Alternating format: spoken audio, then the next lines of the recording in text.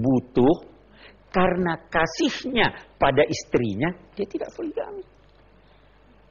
Jadi kita tidak bisa hitam putih begitu. Ya kan? Yang mengatakan, oh Islam melarang poligami, enggak benar. Tapi Islam tidak menganjurkan poligami. Karena kalau dia anjurkan, dia harus siapkan 4 perempuan, 1 laki-laki. Ya kan? Padahal tidak demikian. Saya kira itu panjang sih. Ibu sih tanya poligami. Saya kira tadi diwajibkan, Pak Guru.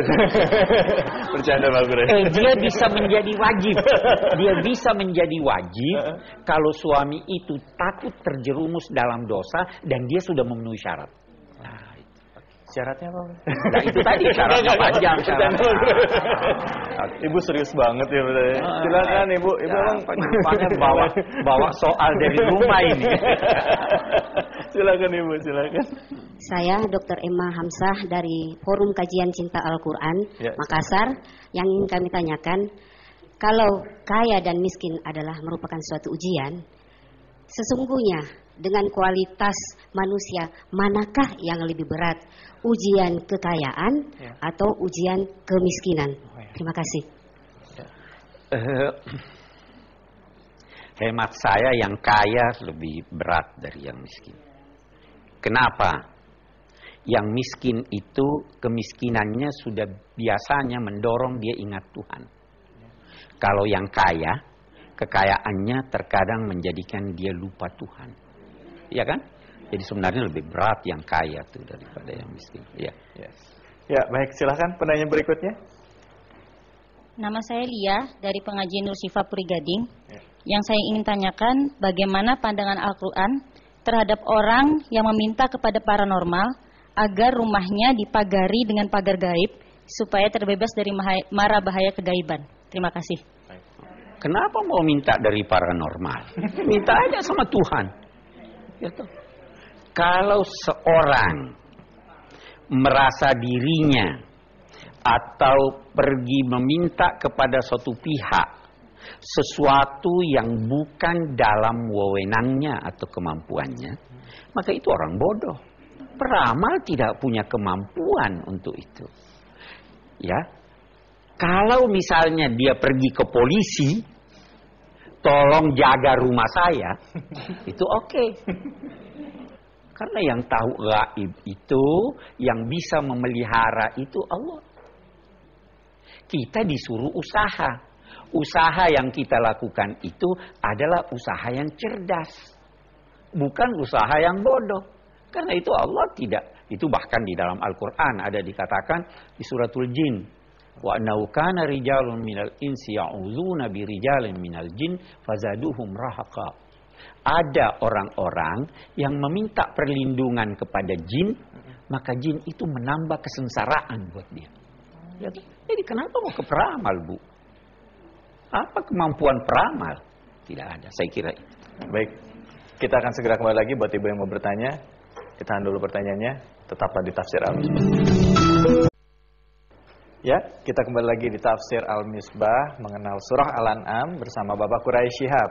Silakan ibu-ibu ya yang mau bertanya lagi, monggo. Tapi jangan poligami lagi, udah soalnya tadi dibahas.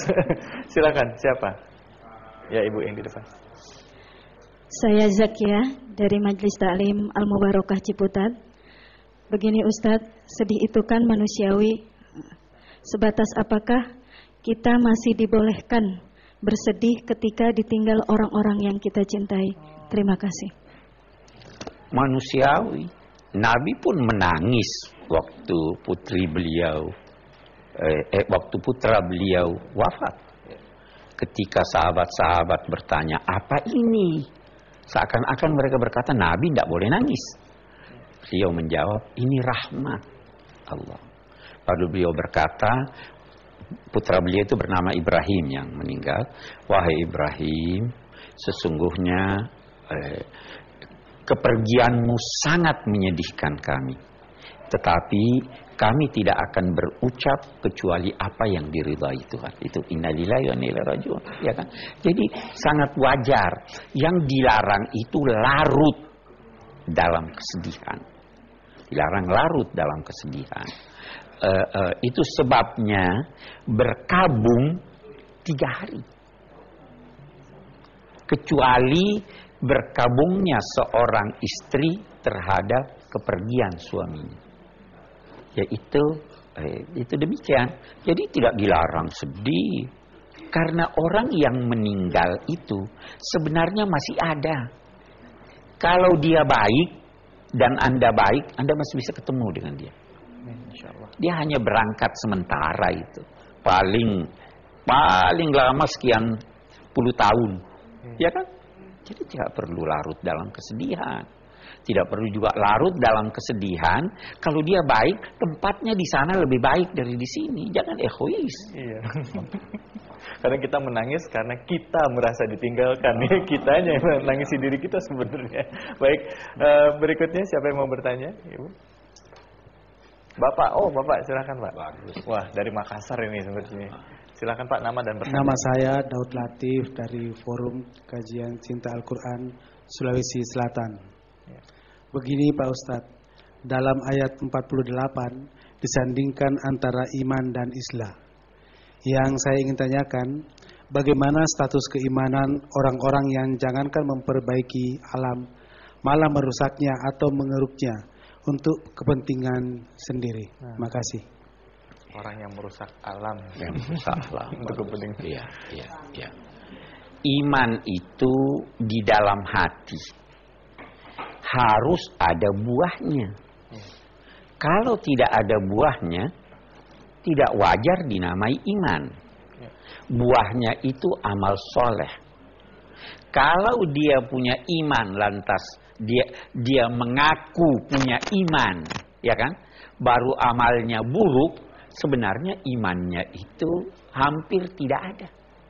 Itu sebabnya misalnya Nabi bersabda, la yazni zani hina yazni wa huwa mu'min. La yashrabul khamr hina yashrabuha wa mu'min. La yasriqus sariq hina yasriq wa huwa mu'min. Tidak beriman seorang yang mengaku beriman pada saat dia mencuri. Pada saat dia berzina. Tidak beriman dia. Nah, jadi ada satu orang hanya ngakunya beriman, hanya ngakunya muslim, tapi dia merusak.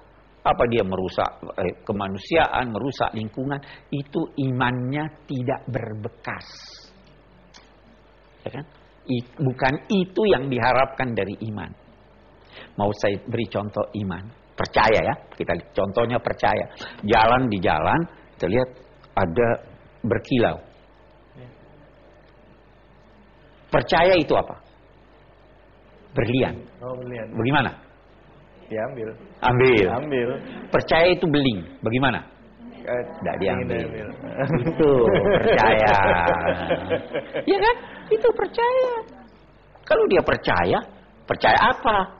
Oh, percaya bahwa ada hari kiamat, bahwa Allah memberi ini. Ya dia beramal dong. Oke. Baik, terima kasih banyak Pak Quraish dan juga terima kasih Bu Bun sudah memberikan pertanyaan. Pak Quraish, apa yang kira-kira bisa kita simpulkan dari surah Al-An'am yang dibahas tadi adalah dari ayat ke-48 sampai ke 52 ya tadi. Iya, saya kira yang pertama bahwa Nabi itu adalah manusia seperti kita. Hanya saja bedanya dengan kita, beliau dapat wahyu. Yang kedua, wahyu Allah, bimbingan Allah itu cahaya. Siapa yang mengikuti bimbingan Allah, dia berada dalam cahaya. Siapa yang enggan, dia hidup di dalam kegelapan. Ya, itu yang kedua. Yang ketiga, masyarakat Islam yang didambakan oleh Al-Quran adalah masyarakat yang berkasih-kasih antara kaum lemah dan kaum berpunya. Jangan melecehkan seseorang karena kemiskinannya. Jangan juga mengagungkan seseorang hanya karena kekayaannya. Kemiskinan dan kekayaan bukan jadi ukuran bagi kedudukan seseorang di mata Allah. Saya kira itu yang kita bisa. Baik. Ya, terima kasih banyak Pak Quraish. Alhamdulillah hari ini sudah begitu banyak ilmu yang kita dapat, khususnya dari surah Al-An'am ayat ke-48 sampai ke 52-53 tadi. Dan ibu-ibu sekali lagi terima kasih sudah hadir di sini ya, khusus untuk ibu-ibu dari pengajian Al-Mubarokah Ciputat, pengajian Nur Syifa Puri Gading Pondok Gede, dan juga Forum Kajian Cinta Al-Quran Sulawesi Selatan yang sudah hadir di sini. Salam sama orang Makassar.